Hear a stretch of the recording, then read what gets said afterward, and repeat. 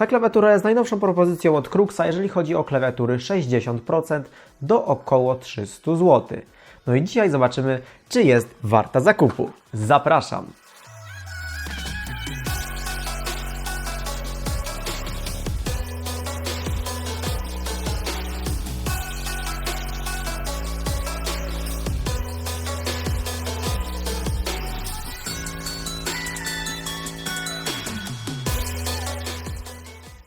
Zawsze się zastanawiałem, jak to jest mieć dużą klawiaturę. Normalnie miałem klawiaturę 100%, czyli Razer Ornate Chrome, którą bardzo sobie chwaliłem. Następnie przesiadłem się na TKL-a, czyli Apexa Pro. Nie, to jest Apex 7 TKL.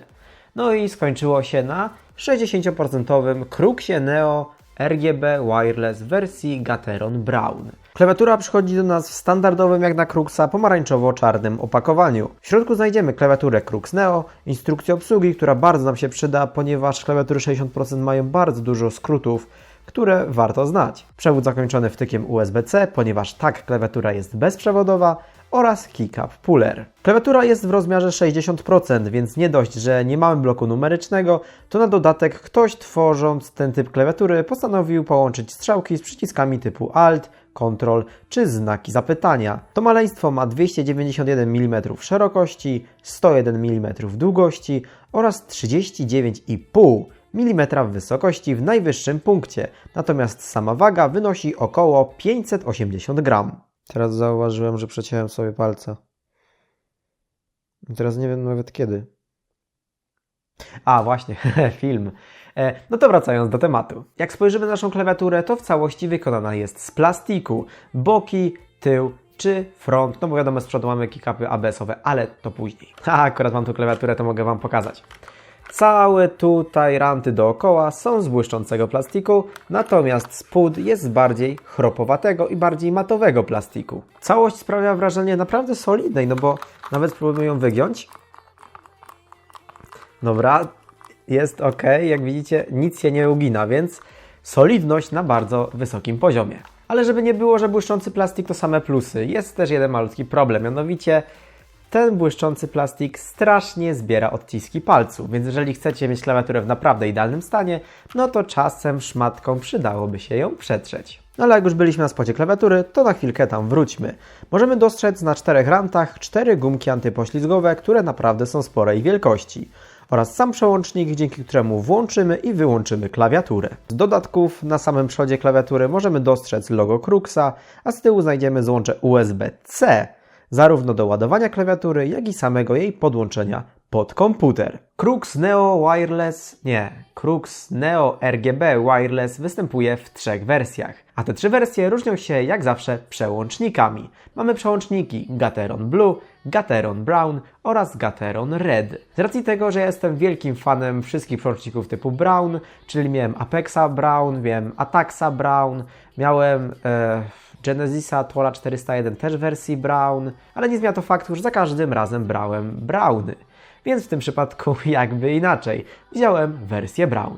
Przełączniki Gateron wersji Brown charakteryzują się m.in. cichym klikiem, który ma wyczuwalny punkt aktywacji oraz żywotnością na poziomie 50 milionów kliknięć. Same keycapy wykonane są w technologii Double Injection, czyli najprościej mówiąc sam keycap składa się z 2 elementów złączonych razem, jest to standardowo ABS, a na to zostały dodatkowo nadrukowane białe znaczki, które mogą nam pomóc w nauczeniu się, gdzie są dane klawisze w klawiaturze 60%. No bo zobaczcie sobie, macie tutaj klawiaturę 60%.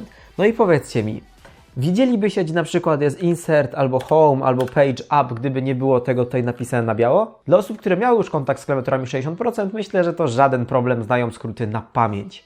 Ale dla osób, które chcą zacząć przygodę z klawiaturami 60%, jest to troszkę problem. I naprawdę szacun dla Cruxa, że zrobił tak jakby uproszczoną wersję wszystkich skrótów na samych keycapach. No dobra, teraz przyszedł czas na test głośności przełączników Gateron Brown.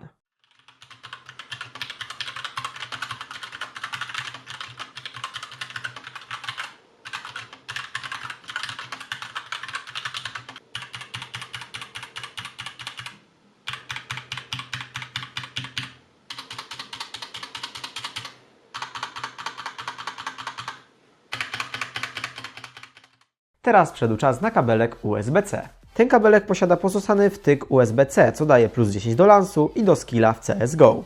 Ma długość 150 cm, posiada nylonowy oplot, który jest bardzo miły w dotyku. Warto również wspomnieć, że sam przewód jest dość sztywny. Jeżeli chodzi o łączność klawiatury z komputerem, to możemy zrobić to w dwojaki sposób.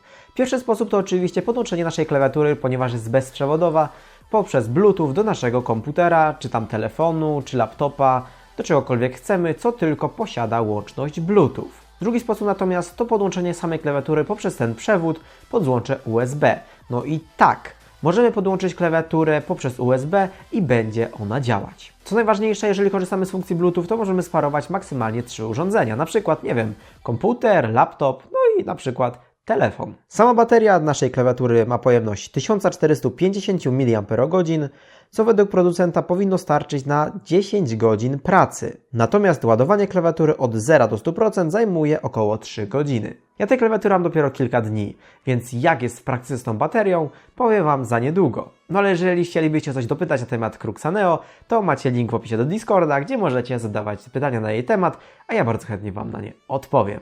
Teraz czas na aplikację, lecz nie ma tak kolorowo, ponieważ jeżeli chcemy skorzystać z aplikacji, to musimy podłączyć klawiaturę poprzez przewód.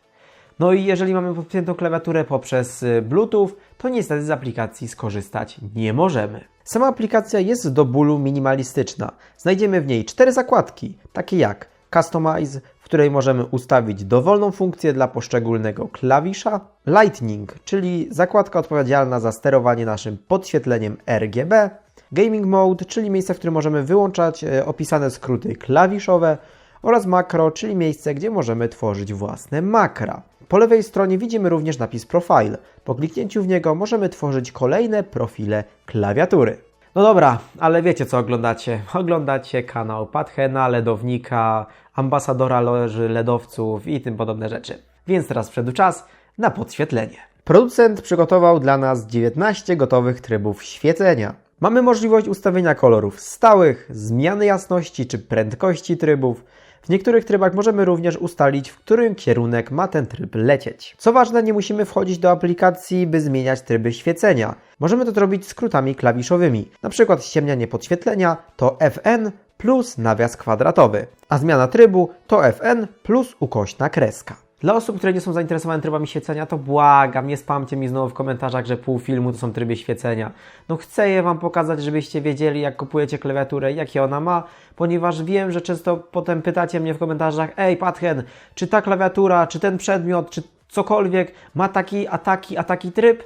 Po prostu wszystkie tryby Wam teraz pokażę. A dla osób, które nie są zainteresowane trybami świecenia, tutaj macie minutę, w której tryby świecenia dobiegają końca.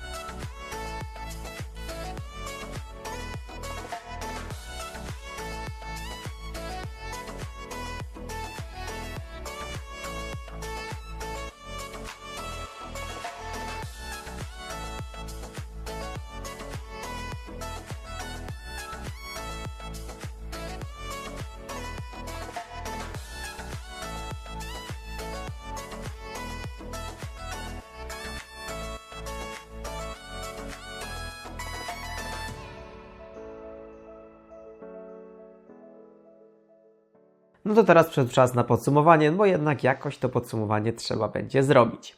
Według mnie jest to zarąbista propozycja dla osób, które chcą zacząć swoją przygodę z klawiaturami 60%. Bardzo fajny, minimalistyczny wygląd, bardzo dobra jakość wykonania, wszystkie elementy są bardzo dobrze spasowane, jak i samo podświetlenie naprawdę daje radę. Dziękuję bardzo za obejrzenie tego materiału, mam nadzieję, że Wam się podobało. Jeżeli macie jakieś pytania odnośnie klawiatury, to zachęcam do zostawienia ich w sekcji komentarzy albo na moim Discordzie. Link macie w opisie. Standardowo również linki do Neo w wersji Brown, Red oraz Blue macie w opisie, gdzie serdecznie zapraszam. Ja Wam dziękuję za obejrzenie i widzimy się w następnych odcinkach.